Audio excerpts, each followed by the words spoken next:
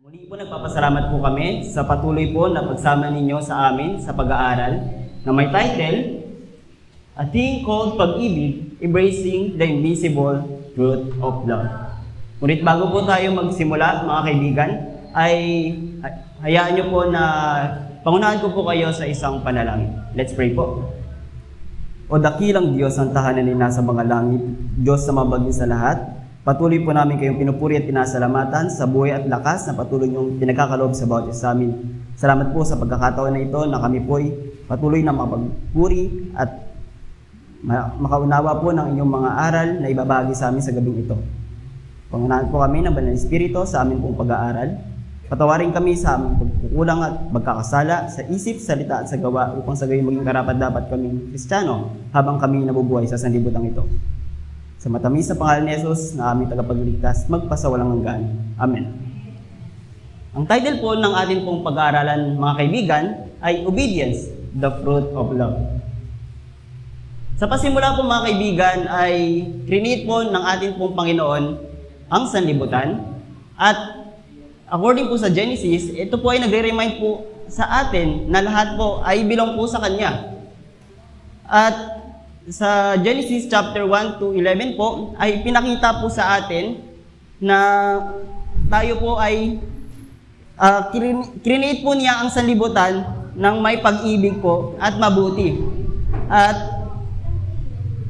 hanggat ang mundo po natin ay pasukin po ng suffering dahil po sa kasalanan.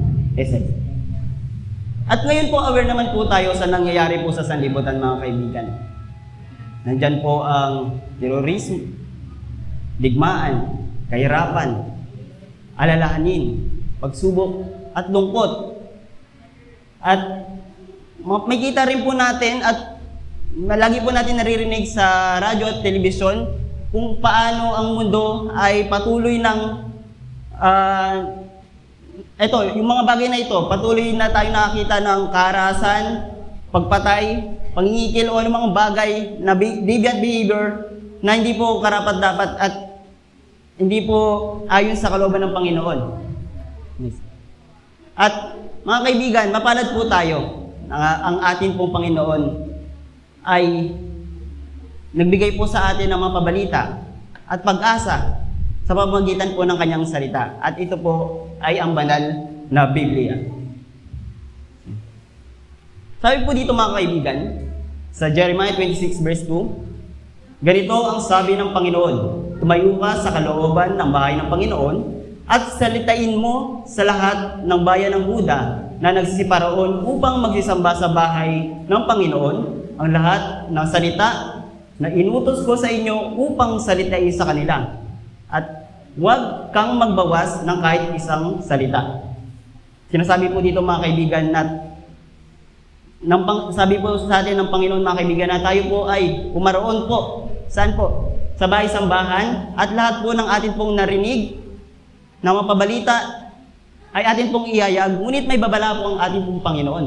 Sabi po ay huwag kang magbawas ng kahit isang salita. Ibig sabihin, huwag po natin babawasan, daragdagan, kahit kudlit o anong mga pangungusap na i-revise po natin, ito po ay hindi ayon po sa kagustuhan po ng Panginoon.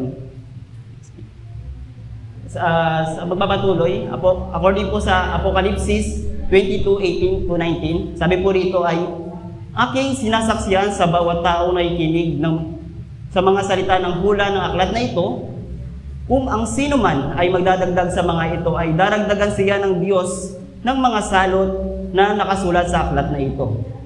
Medyo mabigat, mga kaibigan, na kung sino daw po yung magdadagdag ng mga salita. Kahit salita lamang po, medyo mabigat na po ito, ay daragdagan po ng mga salot po ng Panginoon. Sa verse 19 naman po, at kung ang sino man ay mag-alis sa mga salita ng aklat ng hulang ito, ay aalisin ng Diyos ang kanyang bahagi sa punong kahoy ng buhay at sa bayang banal na nakasulat sa aklat na ito. Ibig sabihin, mga kapatid, ay hindi po tayo isusulat po sa bayang banal na ibinigay po sa atin ng Panginoon, inihanda po sa atin ng Panginoon. Kaya lagi po nating isipin na wag po tayong magdaragdag o mag-aalis po kahit sa simpleng mga salita sa aklat po ng Panginoon. At ang tanong mga kaibigan, saan po nga po ba nanggaling ang kautusan ng Panginoon? Saan po ba ito nanggaling? Sabi po dito sa Exodo 31 verse 18, at kanyang ibinigay kay Moses pagkatapos makipagsalitaan sa kanya sa ibabaw ng bundok ng Sinai ang 2 tapyas ng patutuon ng mga tapyas ng bato na isinulat ng daliri ng Diyos. Po mga kapatid, nung si Moses po ay umakyat po sa Mount Sinai upang manalangin at kausapin ng Panginoon, dito po ay binigay po ng Panginoon yung kanya pong kautusan. Sa simpleng tapyas ng mga bato na ito, ay inigay niya po yung 10 kautusan po upang ihayag po ni Moses. At ang unang kautusan po mga kaibigan ay ito. At pag-ibig at paglilingkod sa Diyos. Ibig sabihin, yung unang kautusan po ay patungkol po sa pag-ibig po natin sa atin pong Panginoon. At kung paano po natin susundin po yung kanya pong mga katungkulan sa pamamagitan ng paglilingkod. Sabi po dito ay, huwag kang magkakaroon ng ibang Diyos sa harap ko. Unang utos po ay, huwag daw po tayong magkakaroon ng ibang Diyos. Ano po ba yung Diyos na tinutukoy ng Panginoon, mga kaibigan? Mga bagay po na hindi po totoo o gawang tao lamang po. Sa pagpapatuloy, ang ikalawang utos naman po ay ito. Huwag kang gagawa para sa iyo ng larawang inanyon o ng kawangis man, ng anumang anyong nasa itaas sa langit o nasa ibaba sa lupa o nasa tubig sa ilalim ng lupa. Huwag mong yuyukuran sila o paglilingkuran man sila, sapagkat akong Panginoon mong Diyos ay Diyos na mapanibughuin. Ibig sabihin po mga kaibigan, huwag daw po tayong gagawa ng mga larawan na inonyuan po, na nagpapakita po na tayo po ay maglilingkod sa mga ito. At ang Diyos po natin mga kaibigan ay mapanibughuin. Meaning, siloso po siya. At ayaw niya po na magkaroon po ng ibang Diyos sa harap niya, Panginoon. Sa papatuloy, ang kanilang mga Diyos-Diyosan ay pilak at ginto. Yari ng mga kamay ng mga tao. Sila ay may mga bibig, ngunit sila ay hindi nakakapagsalita. Mga matay mayroon sila, ngunit hindi sila nangagakakita. Sila ay may mga tainga, ngunit hindi sila nakakarinig. Mga ilong ay mayroon sila, ngunit hindi sila nakakapag-amoy. Meron silang mga kamay, ngunit hindi sila nakakatangan. Mga paa ay mayroon sila, ngunit hindi sila nakakalakad. Ni nangangagsalita man sila sa kanila na ngala-ngala. Patunay lang mga kapatid, na ang dapat po nating paglingkuran ay ang Diyos na buhay. Although hindi po natin siya literal na nakikita, at alam ko po, na alam nyo rin po, na walang iba, ito po yung ating pong Panginoong Diyos. At lahat po tayo, naniniwala naman po tayo na meron pong pinakita sa atin ng Panginoon, sa ating pong mga buhay. Di ba, aware naman po tayo? Meron pong himala po yung Panginoon. At ito po yung nasa puso po ng bawat isa sa atin. At ito po yung nagsisilbing patunay na ang Diyos po natin ay totoo. At hindi yung mga bagay na ganito, inanyuan lamang. Sige. Sabi po, si Jesus ay sumagot at sinabi sa kanila, nasusulat, sa Panginoon mong Diyos sasamba ka, at siya lamang ang iyong paglilingkuran. Ang Panginoong Diyos lamang po ang dapat natin paglingkuran. At according naman po sa Roman 1:23, sabi po rito ay, at pinalitan nila ang kalwalatian ng Diyos na hindi nasisira ng isang katulad ng larawan ng tao na nasisira. At ng mga ibon at ng mga hayop na may 4 na paa at ng mga nagsisigapang. Lagi po nating isipin mga kaibigan na ang tunay na Diyos lamang po ang ating pong paglilingkuran. At ito po ay hindi po karapat-dapat po sa ating pong Panginoon kung tayo po sasamba sa ibang Diyos-Diyosan at gawa lamang ng tao. Pangatlong utos po ay ito. Sabi po dito ay, huwag mong babanggitin o o gagamitin ang pangalan ng Panginoon mong Diyos sa walang kabuluhan. Sapagkat hindi aari ng Panginoong walang sala ang bumabanggit o gumagamit ng kanyang pangalan sa walang kabuluhan. Paano po natin ginagawa yung mga bagay na ito? O paano po ito nagiging kasalanan, mga kaibigan? Pag ginagamit po natin yung pangalan ng Diyos sa walang kabuluhan, o hindi po ito pagsamba po sa Kanya, hindi po ito inaalaw ng Panginoon. Halimbawa na nga lang po dito, may mga reaction po tayo, di ba, na oh my God, ganon, isa na rin yun. Pangalawa, Diyos ko, Jesus ko, ngunit, reaction lang po natin. Minsan nga, parang, parang natatawag para natin, di ba, parang, halimbawa, may mga senaryo na aksidente, ayun kag sinasambit natin para lang po natin yung maihayag po natin yung reaction po natin. Minsan rin po dito yung Sus Mariosep. Actually mga kaibigan, lately ko lang nalaman pong yung term na Sus Mariosep. Ayun pala ay Jesus, Maria at Joseph. Actually, hindi rin po ito katanggap sa ating po Panginoon. Pangapat, sabi po dito ay alalahanin mo ang araw ng Sabat upang ingatan itong banal. 6 na araw kang gagawa, ngunit ang ikapitong araw ay Sabat sa Panginoon mong Diyos.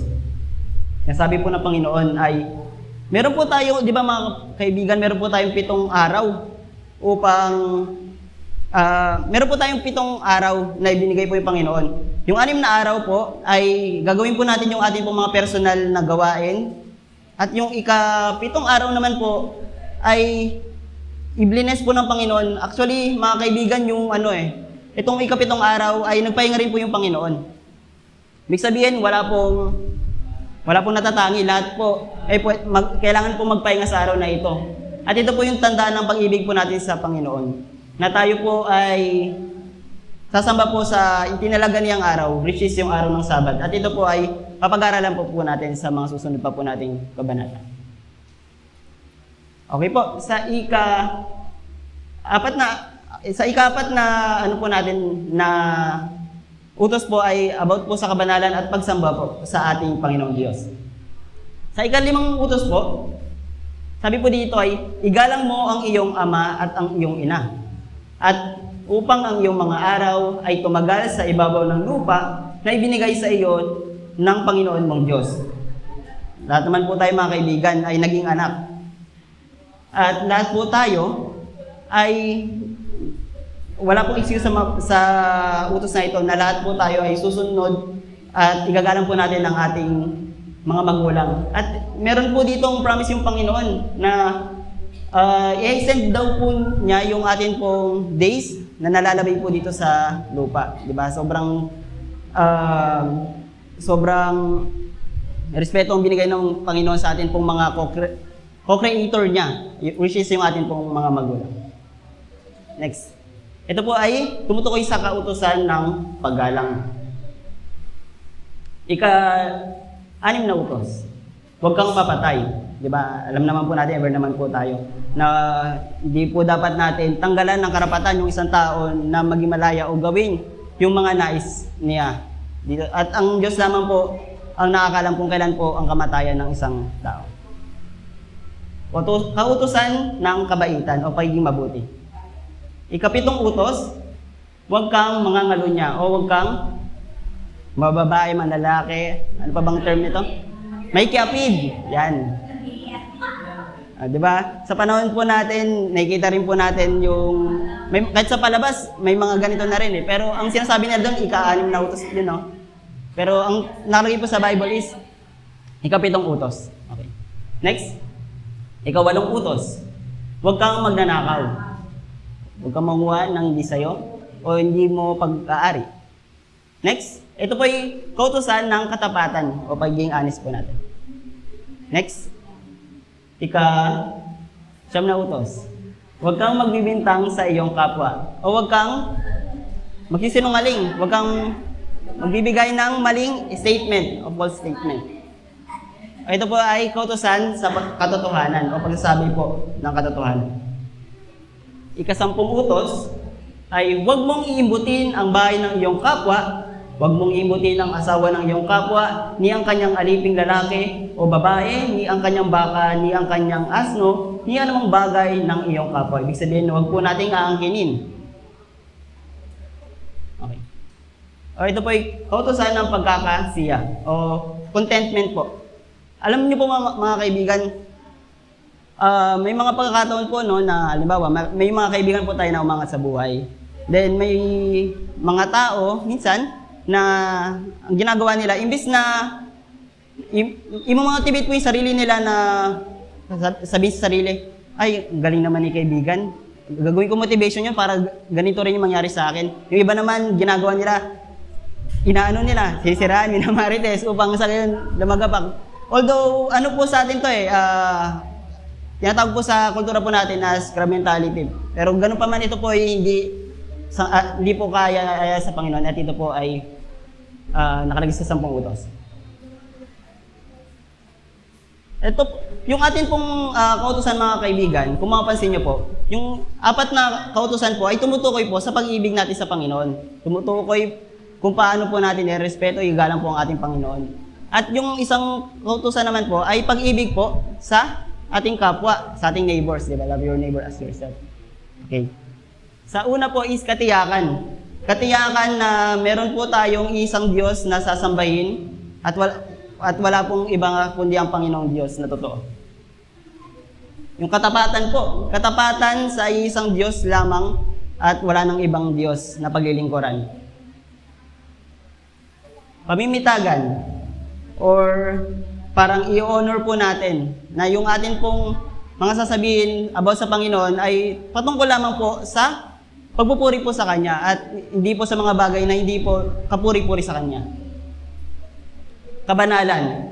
Nagbigay po ang Panginoon Diyos ng araw kung kailan po tayo magpapahinga at sa araw na ito ay hinikayat niya po tayo na magpahinga rin sa pamamagitan ng pagpupuri sa Kanya at gawin po natin itong banal. Amen. So, yung ika-5 utos ay pagiging magalang or igalang po natin ang ating magulang at ang buhay po natin ay mix. 2, 3, 4, 5, 6. Pagiging mabuti. Ibig sabihin, mabuting mamayan. Okay. Dalisay po na yung isa lamang po yung atin pong mamahalin na ibinigay po sa atin ng Panginoon. Marangal. Marangal sa pamamagitan po na lahat po ng atin pong kakamtan na bagay ay hindi po galing sa iba or pinagsumikapan po natin sa sarili po natin. Next is totoo. Ibig sabihin po, pawang katotohanan lamang po ang sasabihin po natin at bawal po tayo magsinungaling. At kontento po, tumutukoy po sa kung anong meron lamang po tayo, hindi po tayo maghahangad. Mga bagay na kukunin po natin na hindi po para sa atin. At sabi po rito sa Mateo 22 verse 40, sa 2 utos na ito, nakasalig ang buong kautusan at ang mga propeta. Ibig sabihin, yung 2 utos na ito, ay ito po yung pinaka-saligan po ng kautusan po ng Panginoon at ng mga pabalita ng propeta. At question, medyo malapit na rin po tayo matapos. Sabi po ay, mayroon pa po bang kautusan? Nangyari pa rin po ba yung kautusan? Applicable pa ba sa atin ito? Applicable po ba ito sa mga Pilipino? Sige po. Yan po.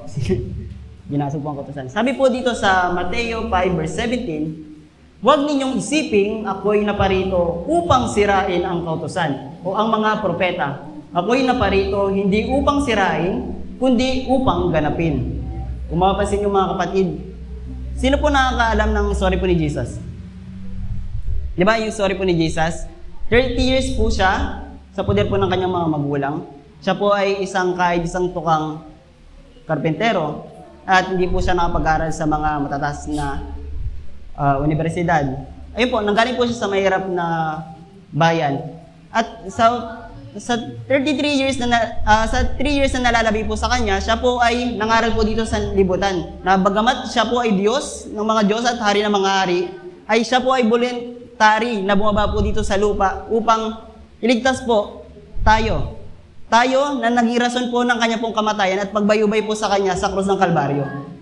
Di ba po, sobrang sakit na nag-volunteer na nga po yung Panginoon na siya po yung natubusin po tayo sa ating pong pagkakasala. Ngunit ganun pa man, ginawa po sa atin, sa Panginoon ay binayubay siya sa krus ng Kalbaryo, nilatigo siya, nilagyan niya siya ng koronang tinik, dahil iniibig niya po ang bawat isa sa atin. At naparito po siya mga kaibigan upang ganapin po ang mga bagay na ito.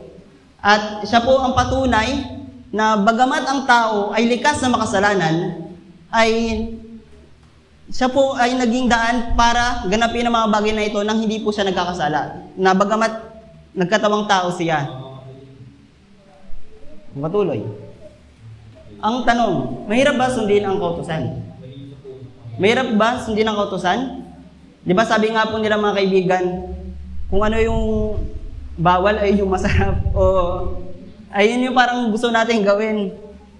At ano po yung sinasabi ng Biblia dito mga kaibigan? Sabi po sa 1 John 5 verse 3, sapagkat ito ang pag-ibig sa Diyos na ating tutuparin ng kanyang mga utos at ang kanyang mga utos ay hindi mabibigat.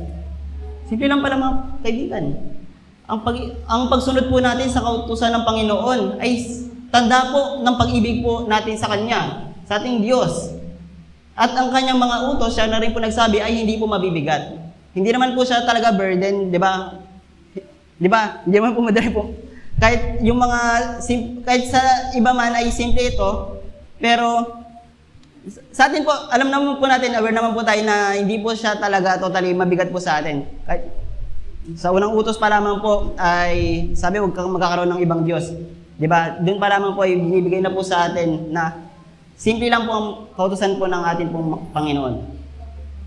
At according po sa Galatians 3 verse 24, sabi po dito, ano pat ang kautusan ay siyang naging tagapagturo natin upang ihatid tayo kay Kristo, upang tayo'y ariing ganap sa pamagitan ng pananampalataya.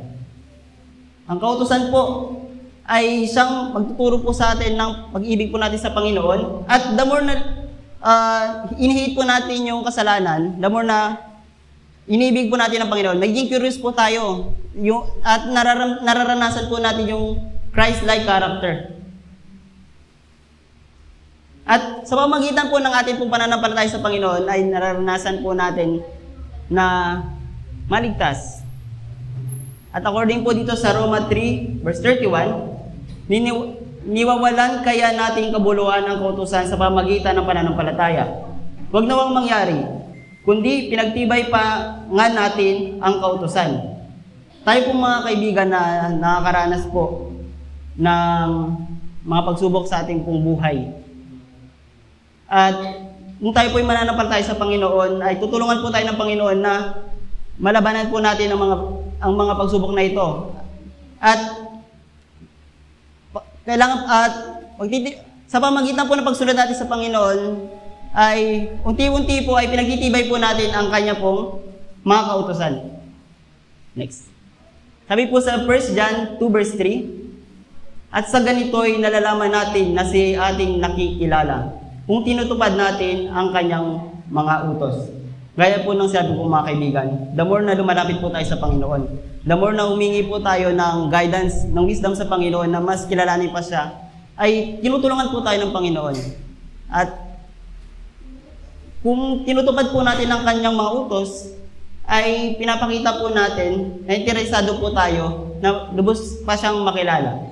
At sa pamamagitan po ng pagtupad ng mga utos, ito yung mga bahagi po ng pag-ibig po natin sa Panginoon. Kung mapansin niyo po mga kaibigan, di ba? Tayo po mga Kristyano, minsan nagiging excuse po natin